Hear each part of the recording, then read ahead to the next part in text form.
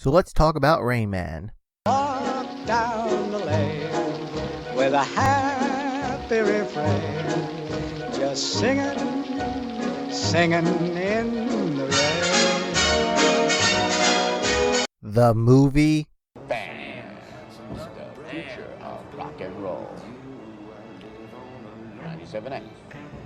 Being one of the very first movies to come out for an autistic character, this movie has since then grown in infamy within the autistic community as either being very loved or, I wouldn't say hated. In fact, when I asked around, I don't know a single person who actually says they hate the movie. It's just that it caused a bit of controversy because of how autism was portrayed then.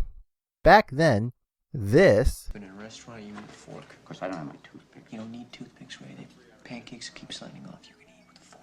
I don't have my maple syrup either. I'm going to be without my maple syrup and my toothpicks. was considered a high form of autism, and it would also stigmatize all ASs as being super geniuses since then.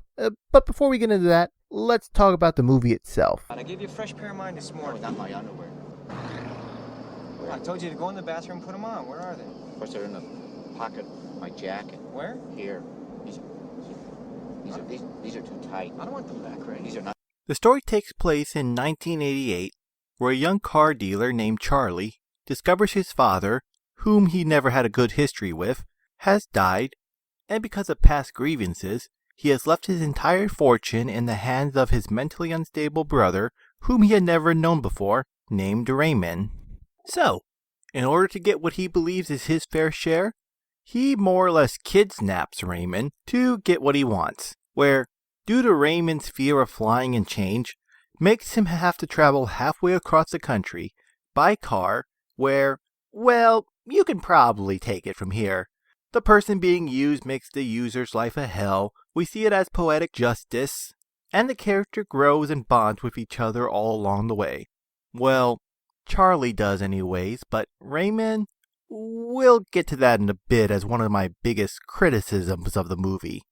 For now, let's just say that, overall, my few problems aside, I actually really like this movie.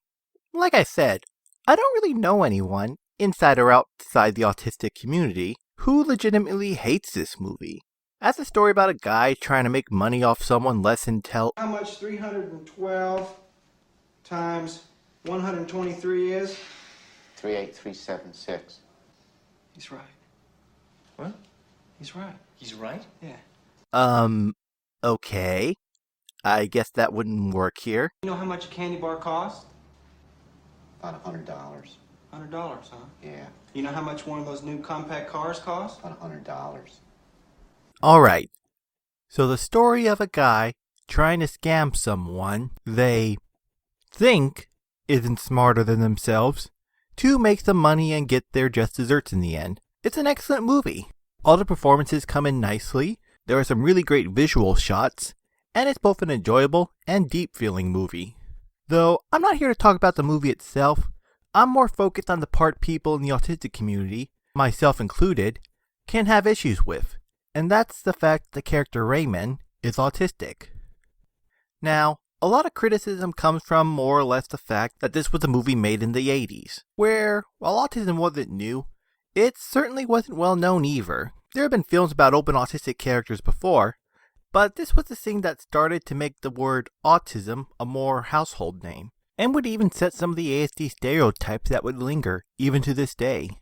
Like how all ASDs must be super geniuses, and how a savant autistic would be more associated with the more low-functioning autistic classes. Though, I am glad some things haven't lingered, like how this Most autistics, they can't speak or they can't communicate. was considered a higher form of autism. Though it does bring me up to something I can criticize about the movie, that this was what they considered high functioning at the time, when, in fact, there was a real-world Rain Man this movie was based on.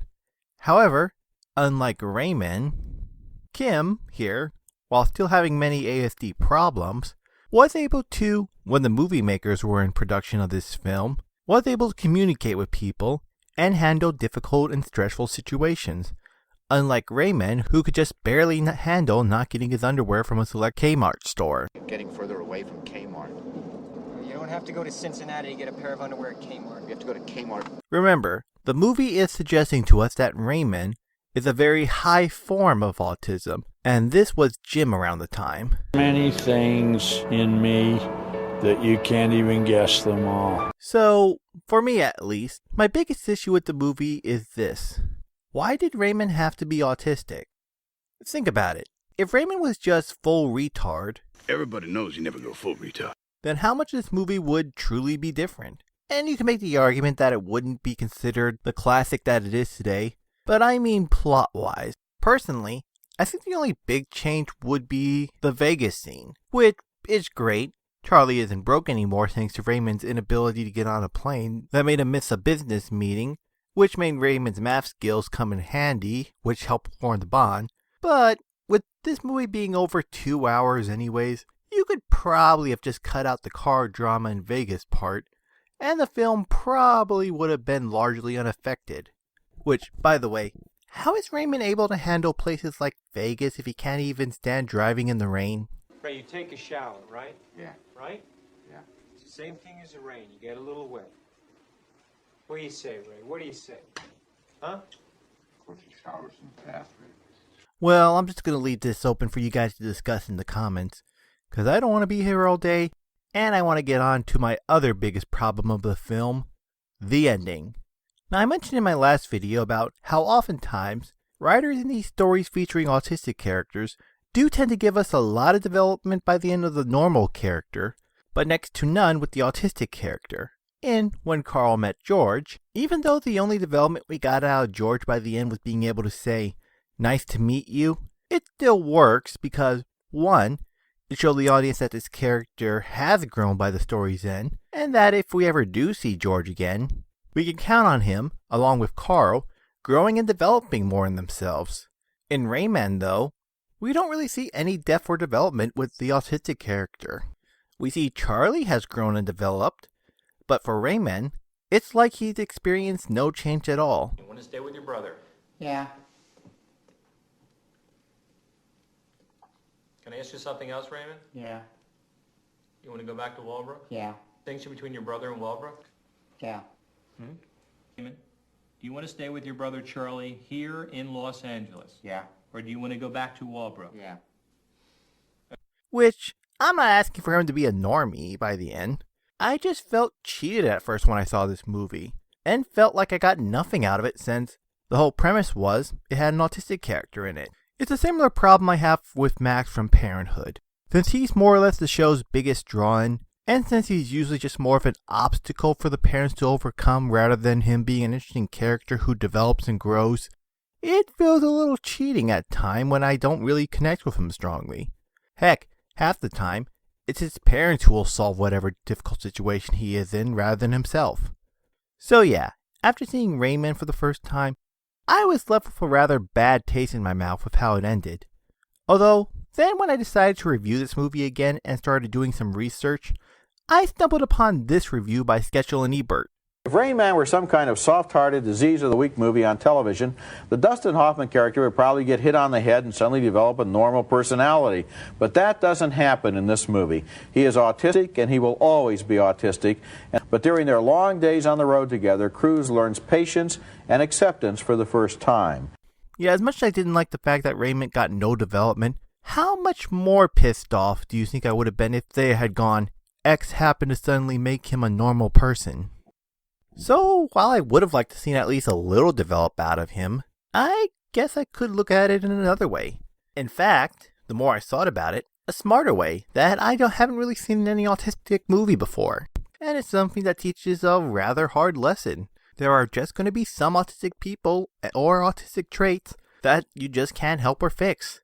As much as many family members with either a low-functioning or a high-functioning autistic child would want their child to be perfectly normal, and be able to blend more and perfectly with society, and for some, if they do have a more severely autistic person, that if they do everything just right, they can make a big difference in that person's life and make them like Jim or Albert Einstein, where they change the world.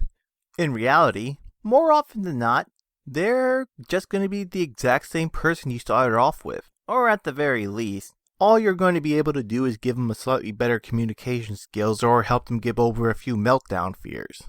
However, as this movie also shows, even if that is going to be the case, that doesn't mean you should so easily give up on them. As it shows with the development of Charlie's character, where we see by the end that he starts to change about Raymond, seeing him less as an asset and more as a brother, he does care deeply about Raymond, and by the end, battle for him starts to feel less about the money and more about wanting to see Raymond be a better person. So, final thoughts? Well, even if some aspects of autism in this movie have dated itself, I still think it's a phenomenal movie, that it definitely earned its place in popular culture. Would I want this movie to give Raymond at least a little progress in development by the end and do a few other things differently? Absolutely.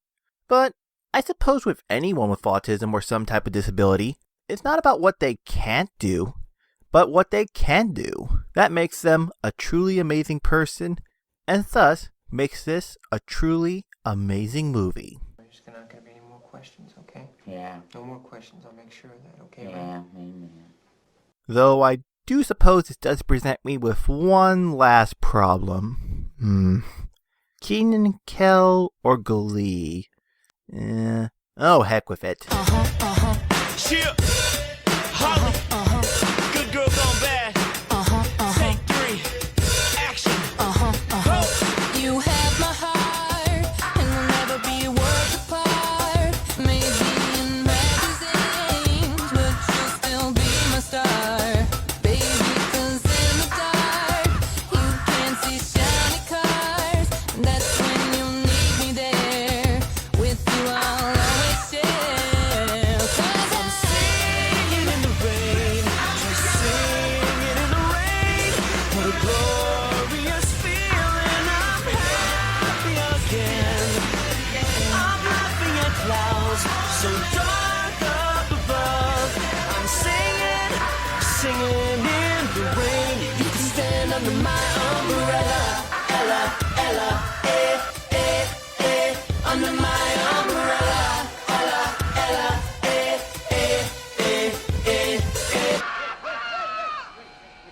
We're not going to take the plane. He's okay. He's okay. He's okay. We're not going to take the plane. Just